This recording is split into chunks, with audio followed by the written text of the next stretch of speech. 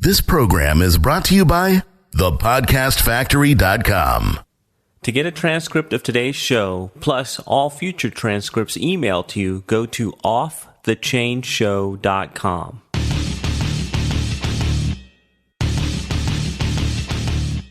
Prepare yourself for the uncensored, nothing held back, no BS reality of how business and life really work. Doberman Dan is off the chain. That always freaks my dog out when I do that. The sinking class, he has a cow. Poor thing. He's right next to my desk sleeping, and bam, bam. He jumps up and he's looking at me like, what the fuck? Now he's looking out the door like, what? Am I supposed to do something?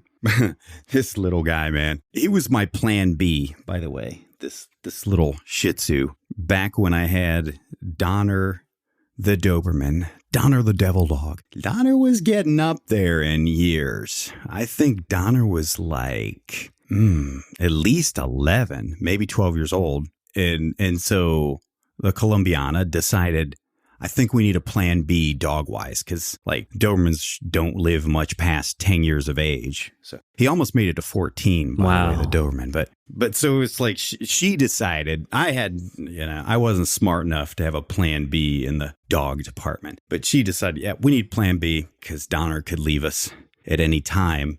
And although he was healthy, I got to tell you, with a few exceptions, he was healthy up to the very second he died at almost 14 years of age, going out and playing every day, which is amazing. There are reasons for that. Maybe I'll do a podcast episode about it. But yeah, so she decided we need a plan B. And then, so long story short, she manipulated me. Shamelessly, emotionally manipulated me into getting this thing that doesn't even qualify as a canine. It's like this 11-pound mass of fur is what it is. I think 90% fur.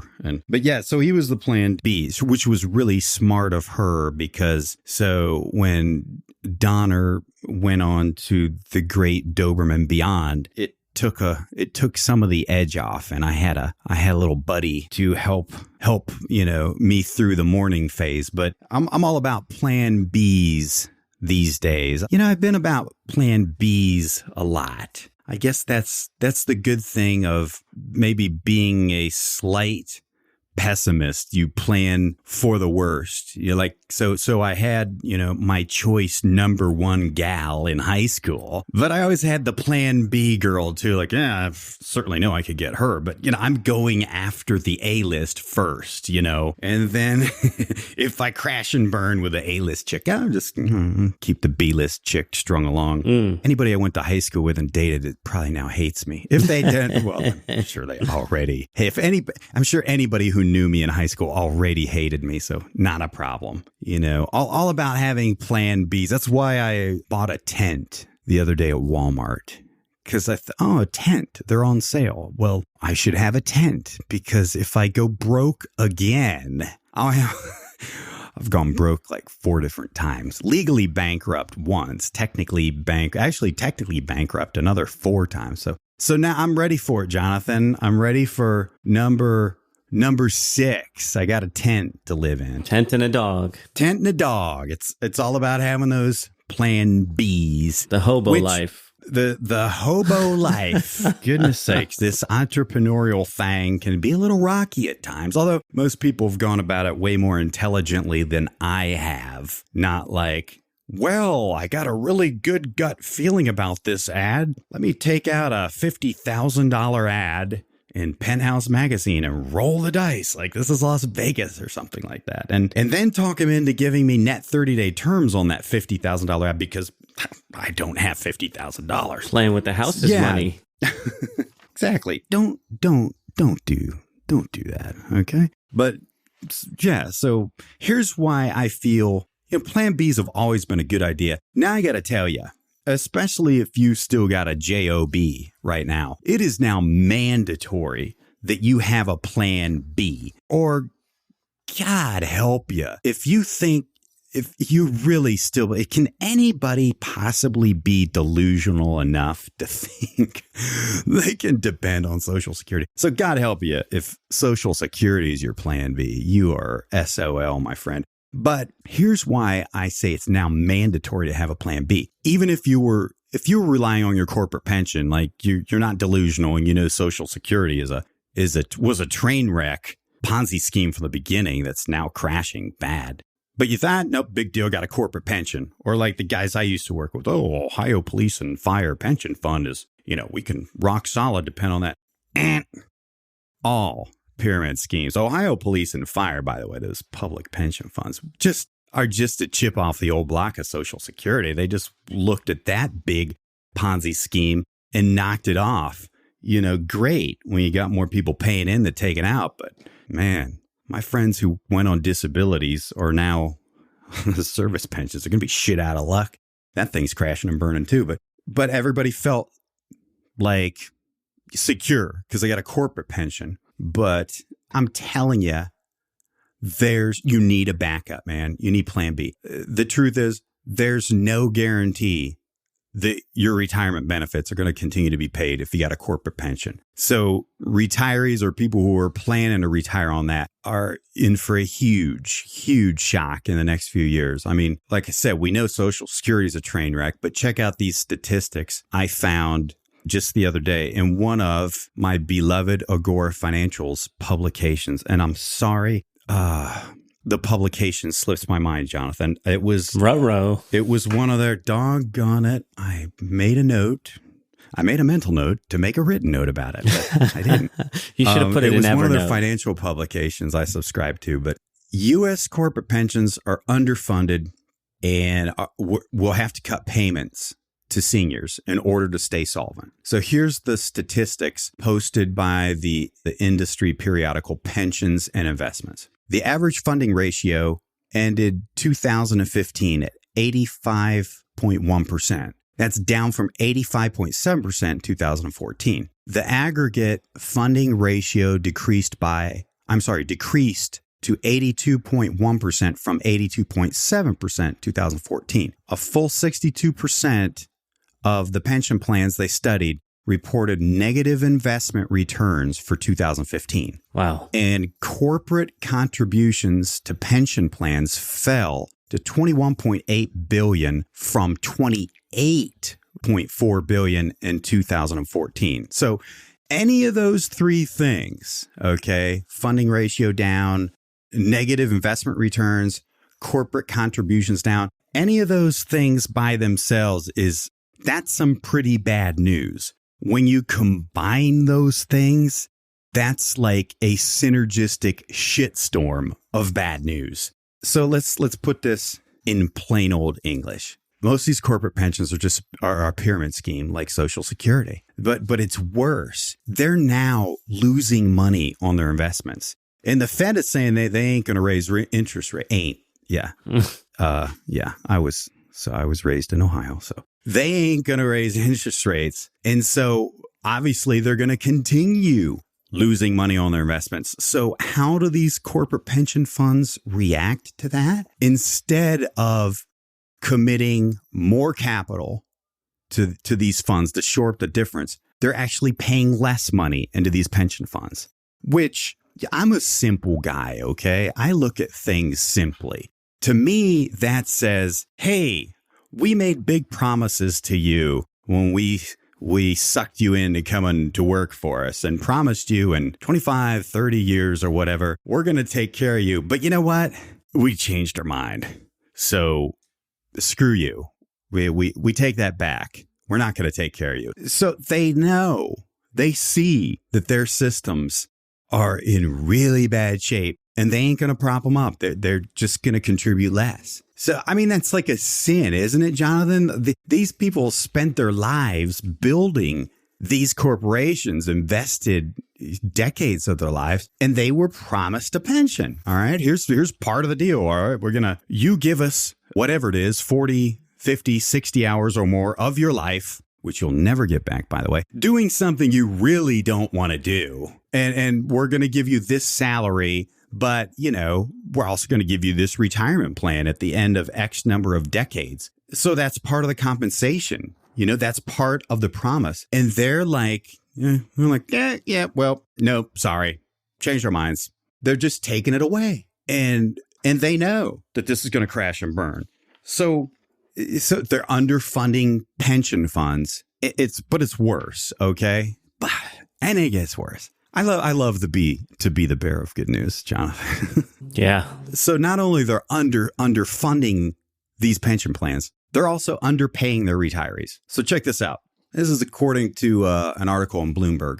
Retirees are missing out on an estimated $8 billion in annual pension payments. So the article says job hopping workers, quote unquote, and quote unquote spotty record keeping are the culprits. So what are they saying? What is it exactly does that mean? Are they saying they're missing payments because of honest mistakes? I mean, now, I gave you the warning, like this is going to happen. It's going to suck in the future. But now I'm telling you, it's happening now to retirees. So are they saying, well, job hopping workers and spotty record keeping, it's an honest mistake that we're not paying these people the promised pensions? Or, as I would assume, and I'm always right. So I think this is actually a decision that they made, like, well, our pension fund is starting to crash and burn. So let's just see what kind of shenanigans we can play to shortchange some of these people. For sure. That are drawing pensions. What are you going to do about it? You can't afford to get a lawyer. That's exactly right. We got your money. That's right.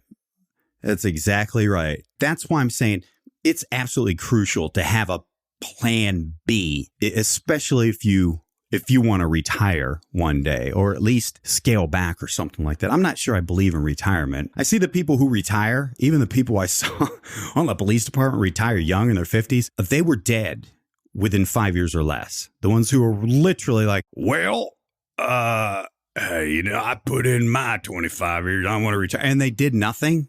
All those guys were dead within 5 years or less. The guys who move on to something, pursuing a passion or another career, something like that, they're still alive. But so I'm not sure, retirement in the traditional sense is a good idea. But if you want to retire one day, or you want to scale back one day and enjoy life, or you want to scale back so you can enjoy your passions and stuff like that, you got to have a plan B. Now, if you're retired now, I think it's even more urgent. You have a plan B.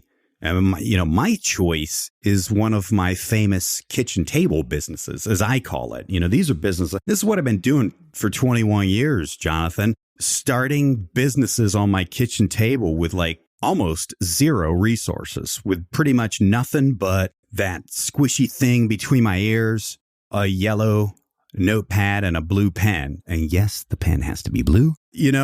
On the kitchen table, literally many times, starting a business that way. So I love those. And those can be a really nice source of side income. Or heck, if you so desire and you do it right, they can turn into multi-million-dollar cash cows. Here's the thing. The time to dig your well is before you're thirsty. Okay? Because it's not like, well, I'm going to start a kitchen table business today and tomorrow I'll be making money. Nah, it don't work that way. It takes a little work here.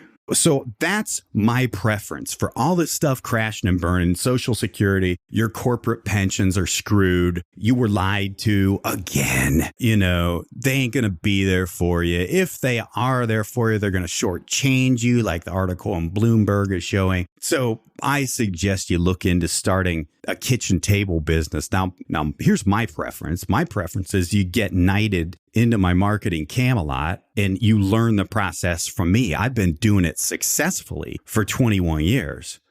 So I feel like I'm the kitchen table commando king, man. I know how to get these started with damn near nothing, honey. And really build you up a nice income. If you think about it, even if you don't have big ambitions for your kitchen table business, by the way, these can be operated from anywhere. I've lived in other countries while I've run my business, and things just ran as smoothly as if I were in the States. So if you think about it, you got no big ambitions. You just want a small kitchen table business for some side income. Just a couple $1,000 extra a month, which you can easily do with a kitchen table business that really doesn't require much of your time. I mean, I ran 7-figure businesses on about a 4 to 5 hour a week commitment with my little kitchen table business plan. So, but just a couple extra $1,000 a month can be a huge boon to securing a retirement if that's your goal of retirement one day or whatever. If you want to put that into investments and you just specifically use that income to prepare for and fund a retirement, if you think about it, I don't know exactly what index funds are returning these days. On average, over time, they've been around 8%. But so I think, if you want to live pretty decent, I mean, you're not going to be Thurston Howell III, but you're also not going to be living in poverty. You would have to have at 8%, you'd have to have $1 million in an index fund. But I can tell you can generate that same amount of monthly income, yearly income, whatever you want to look at it, from a really small kitchen table business that takes very little capital to get going and very little of your time to build it to that point where you're making equal to the kind of income you'd make sticking $1 million into an index fund. So here's my question. Which of those is going to be easier? Starting a kitchen table business or sticking $1 million into an index fund? Well, I can answer that one for you. I mean, listen, I'm a high school pushout, okay? I actually refuse to take an IQ test because I'm a little worried of the results it would show. If it shows that I just ain't that bright, then, I'll be really disappointed. So I never took an IQ test. Now, granted, I didn't apply myself in high school either because I saw through the facade and saw it was all bullshit and, no need to apply myself to a system trying to turn me into a slave. So that's part of the reason I, just did very average in high school. But I'm still telling you, I don't really think that I'm all that smart. But for 21 years, I've been starting these kitchen table businesses to support these two bad habits. I just can't get away from, Jonathan, sleeping indoors and eating regularly. And heck, a couple of those little businesses have given me a lifestyle better than most Fortune 500 CEOs. Now, it sounds so cliche, but I know this for a fact because I ain't nothing special. If I can do it, you can do it. And that is a hell of a lot easier than trying to amass $1 million to stick into an index fund to generate that income. The kitchen table business is, first of all, way more fun and can generate the same or better income. That is my suggested plan B for all the poor suckers who got lied to and were told that either Social Security would be there for them or their corporate pension fund. Take that, America. Take that, America. What do you have coming up for us next time, Dan? I'm almost scared to share this because I just have no idea what the repercussions will be before the next episode is broadcast. I'm making plans to move my family into a heavily fortified underground bunker in another country because what I'm going to reveal in the next episode is the Illuminati is trying to kill me. Oh boy, you better get to cracking on that hiding spot, and we will catch up with you next time. Thank you, Dan. Thank you, K9 Crew, for tuning in, and we will be back soon. Thanks for tuning in, and remember, to get a transcript of today's show emailed to you, go to offthechainshow.com. This is thepodcastfactory.com.